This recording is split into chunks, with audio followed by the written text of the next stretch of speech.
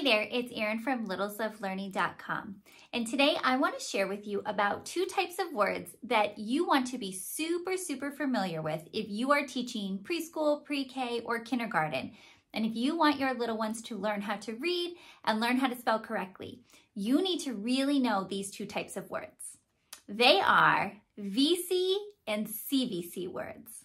So what are they? We are going to talk about that in this video. We'll talk about what these words are.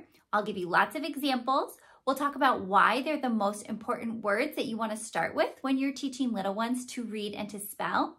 And then I'm going to give you an example of how I would use these words, working from phonemic awareness, oral sounds, all the way to spelling, which is encoding, and how these VC and CVC words can be used in different ways to move our kids along the continuum of being able to work with them orally, all the way to being able to spell them on their own. So let's get started. So let's talk about the definitions of these two types of words. VC stands for vowel consonant, and CVC stands for consonant vowel consonant. The reason we like VC and CVC words for our youngest learners is that the letters in these words usually play by the rules. They usually behave. They usually represent the sounds that we expect them to represent. Especially if you're a little one and you've just learned the alphabet, you expect letters to make certain sounds. So VC and CVC words usually follow those patterns, which is really helpful. Now, as our little ones get older in first grade and second grade, they're going to learn that the letters sometimes can represent other sounds. So for example, they're going to learn that C can represent K or S. They'll learn that G can represent G or J.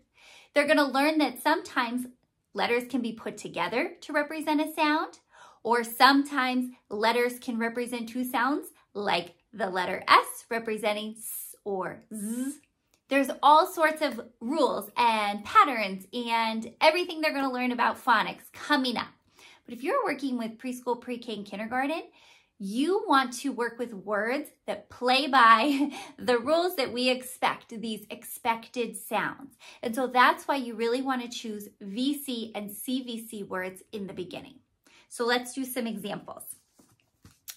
For VC, I want to start with a vowel sound, and then I want a consonant sound, and that's what makes it VC. So I could have at.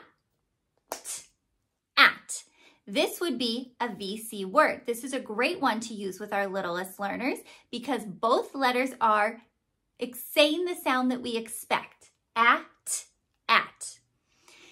But sometimes we can have a VC word that's not just two letters. So for example, itch is actually a VC word as well. It has a vowel sound and a consonant sound. Itch. However, I wouldn't use this word with my littlest learners unless they have already learned the trigraph TCH that represents ch. Most preschool and kindergarten students are not going to know this trigraph, which is why I wouldn't use this word. But I wanted you to know that a VC word doesn't always have to have two letters, and it's not about the number of letters, it's about the number of sounds, that we have a vowel sound and then a consonant sound. So technically this is VC, but it's not one that I would use with my littlest learners. Now let's look at some CVC words. So again, we want to have the sounds, a consonant sound, a vowel sound, and then a consonant sound. Not the number of letters, but the number of sounds. So for example, I could make cat. This is a CVC word, a very common one that many of us use with our little learners. At, a consonant sound, a vowel sound, and a consonant sound for cat. But this is also a CVC word. Ship. I have a consonant sound, a vowel sound, and a consonant sound again. So this is also CVC, ship.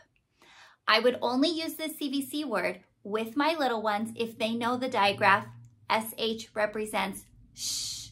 If they don't know that digraph, then I'm not going to use this word with them. If they do, this is a great word to use. So again, I just want you to know it's not the number of letters. CVC words aren't always just 3 letters, but they are 3 sounds: a consonant sound, a vowel sound, and a consonant sound. Ship. So now we know what VC and CVC words are, and we know why we want to use them with our little learners, because those letters are really performing the way we expect them to perform. The sounds are the sounds we expect. If we've taught our little ones all of the consonant sounds and we've taught them the vowel sounds of short vowels, then we can put those consonants and short vowels together to make those VC and CVC words to help them feel so successful with their reading and with their spelling. So what I would do with these words is I would start actually orally without any printed letters, and I would help my little ones pull the sounds apart in those words so they know how many sounds are in the word. And we can also work on blending those sounds back together. So a couple of things I do. One, I like to play the game Mystery Words, where I say a word just by its sounds and I have my little ones blended together. So for a VC word, I could say, what's my word? At. And they would say at. Or a CVC word, I could say, what's my word? D-a-g. Dog. And they would blend them back together. Or we can do the opposite. Instead of blending, I would have them pull the sounds apart. So I could say, how many sounds in the word at? And they would have to listen and pull those sounds apart. That can be tricky. And so what I've created is a sound mat. I have a 2-sound mat and a 3-sound mat. It has a hand here, and it also has some sound boxes. So the way I would do this, if I was helping my little ones pull the sounds apart in the word at, I would say, okay, let's say the word at while we pound the hand. So you pound it like this, at. Then you tap the sounds you hear in the word at. And then you can use just a little marker, a little bingo chip, a Lego, whatever you have. And one would represent each sound in that word. So in the word at, again, I would tap it, at. 2 sounds, at. And then I would help my little ones blend it back together, at. Notice I'm not using letters yet. I'm just using something to represent the sounds. These are just little magnets I have, but like I said, you could use Legos, you could use goldfish if you wanted to use a snack and have them eat it afterwards, or Skittles or M&Ms. You can use whatever you have. It's just one token represents one sound. So I can do the same thing for CVC words. So let's say I want my little ones to pull the sounds apart in the word dog. So I would say, all right, let's say the word dog. Let's pound it. Dog. Let's tap out the sounds. D, a, g. How many sounds do we hear? Let's put one of these down for each sound. D, a, g. Let's put it back together. Dog. So I help them pull the sounds apart and then blend it back together. What I would probably do is just focus on VC words first. So I would cut this mat apart and just give them the hand with the 2 sounds. That way they're not worried about which hand they should be using. And then when I'm working on CVC words, I would just give them the 3-sound mat so we could work on CVC words. So again, I'm just starting with sounds, no printed letters yet. This is working on their phonemic awareness. Before we ever introduce the letters, let's work on pulling the sounds apart and putting them back together. Once my little ones are super comfortable with being able to pull the sounds apart and put them back together, I want them to map those sounds onto the letters that represent those sounds. Again, this is why I want VC and CVC words, because these letters are going to act accordingly. They're going to do what our little ones think they're going to do. So I can use my sound mat again, and I can say, okay, let's see if we can spell the word in. How many sounds do we hear in in? Pound it, in. Tap it, in. Then I would say, what letter represents I? And I would need them to tell me that it is the letter I. And then we can pound it again if they need to remember. In, in. What letter represents n? It's my letter N.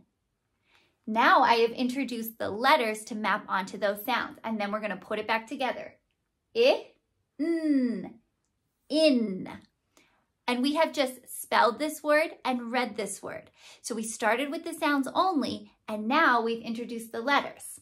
We can do the same thing for a CVC word. So let's say I want my little ones to spell the word fog. All right, let's pull apart the word fog and find out how many sounds it has. Fog. F, ah, g. First sound. F. What letter represents F? And they're going to tell me because I'm sure we've practiced. Letter F. We can do it again. F, ah, g. What sound represents ah? Or excuse me, what letter represents ah? Letter O. And our last one, F, ah, g, g. What letter represents g? Letter G. Let's blend it together. F, ah, g, fog. We can also blend it this way. F, ah, fa, fog, fog. So that's another way to blend. I have a video all about different ways of blending and activities you can do for blending. I will link those 2 videos down below. So now my little ones have spelled and read this CVC word. These activities are the building blocks of reading multisyllabic words, reading more difficult text as they get older. They might seem simple, but what they're doing is taking those sounds in a word, pulling them apart, mapping each sound to a letter, or if it's multiple letters, as they get older, they'll learn that, and then being able to put it back together to read. That's how we read. So activities like this, using these, whoops, we lost the g, using these VC and CVC words, they're so important because they establish that connection to the sounds and the letters that our little ones need if they are going to be strong readers. So don't skip these. Now I'm going to show you an example of how I use these sound maps with a preschooler so you can see how he can map the sounds onto the letters to spell a VC word and a CVC word. So I hope this is helpful for you to see. Your word is in. Can you pound it? Oh yeah. In. Good. What's the first sound? I is spelled with the letter. Hello. Ow. Very nice. What's the next sound? Is spelled with the letter. Hi, my name is N. Ow. Well, thank you, ow. Very nice. Can you touch the sounds? N. Nice reading. Your word is pit. Pit. Nice. What letter spells P? P. Good. What's the next sound? Eh. What letter spells I? Hi. Hello. Good. What's the last sound? Hello. I'm a constant. There's only one guy, but What letter spells T? T. Good. Can you touch and say the sounds? It. Pit. Very nice. The activities that we do with VC and CVC words are so crucial for our preschool, pre-K, and kindergarten little ones. This is what we want to be spending the majority of our time on because these sorts of activities explain to our little ones how language works. So we have a word and it's made up of multiple sounds, and now they know how to pull those sounds apart, and they can also put those sounds back together to say the word, so that's segmenting and blending, so crucial. And we want to really focus on that. They don't even need to know their letters or sounds in order to be able to do these activities. That's why phonemic awareness is so important. But once they do know their letters and sounds, then they can map the sounds onto the letters. They already know how to pull the sounds apart. They already know how to identify the sound, and now all they have to do is map it to a letter, which they are going to know because they're going to know which sounds go with which letters. So it's great. It's all a progression to start with those sounds, to start with those oral activities with VC and CVC words, and then to move to using something like this sound map or if you have something else that you like to use, but so that they can see how the sounds go with the letters. Like I mentioned earlier, this is a free download on my website, littleslovelearning.com. I will link it down below if you're interested. It's just right now for VC and CVC words. You could absolutely use a hand and a sound mat like this for words with more sounds, 4 or 5 sounds. But again, preschool, pre-K, and kindergarten really should be spending the majority of our time. We should be working on these 2 sounds and 3 sound words. Now, you will see that I have color coordinated for the vowels to be red and the consonants to be blue. That is because the set of alphabet letters that I have, that's the way they do it. Our consonants are blue and our vowels are red. So I wanted to make it color coordinated for my students. I will link these letters that I got down below so that if you're interested in getting something like that, you can. In the free download, I also have sound mats that are not color coordinated. So they're just blue, so you won't have to worry about if you have letters that match the correct colors, that's fine. I do have some that are just blue. I did want to mention one other thing. For the VC words, you want to make sure that your vowel comes first and then your consonant. We're not doing words that have a consonant first and then a vowel, like for example, the word me. The reason we don't want to choose those words is because when a word ends with a vowel, it ends up being an open syllable and the vowel will make the long sound. So in me, the E is representing E. Normally, E represents eh. That's what we've taught our preschoolers and our kindergartners because that's the short vowel sound, eh. But in me, the E is representing E, the long sound. So when you're doing 2 sound words, make sure it's VC. The vowel comes first and then the consonant so that you don't confuse them. You want to work with short vowel sounds, both for VC and CVC words. And I forgot to mention one thing about these sound mats. You can absolutely have your little ones write on these. If you laminate them, just have them write with a dry erase marker in the boxes, or you can put them in a clear plastic pouch and they can write directly on them. I was showing an example of using magnetic letters because I think that's really helpful, especially for our preschool, pre-K, and kindergarten littles.